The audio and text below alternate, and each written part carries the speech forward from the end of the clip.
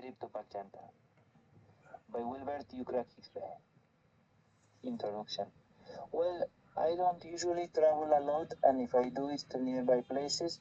But before the pandemic in 2018, my closest friends and I went to Pachanta to have a good time and enjoy the experience. First, we had to prepare a lot in case of any inconvenience.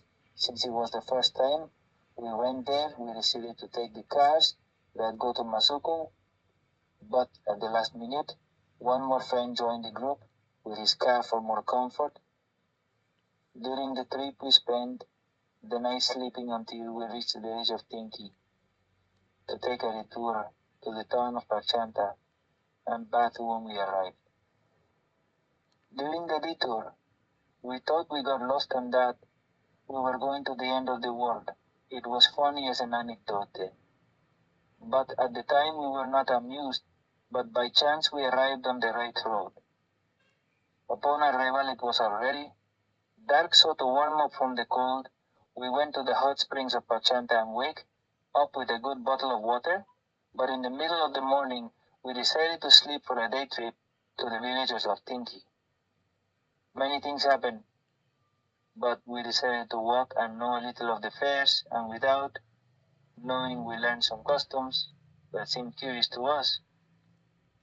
On the other hand, the curiosities of the place that we could appreciate is that, although we did not even leave Cusco, there was a big difference only in the way of dressing, because when we arrived, despite the intense sun, the cold was felt very much, and that forced people to wear very warm clothes, and the local people, especially women who maintain the tradition of clothing, wore skirts with thick stockings, sweaters, even hats that, depending on the village, were made of alpaca wool, while our clothes were from the small stores.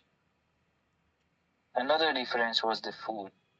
Although many foods couldn't grow due to the cold, the main source of food comes from local animals, such as the alpaca.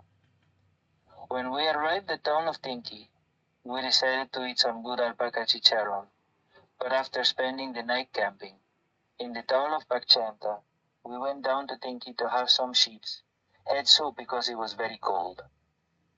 Meanwhile, when we returned to the city of Cusco, we went to a chicken restaurant. Another difference was the environment itself.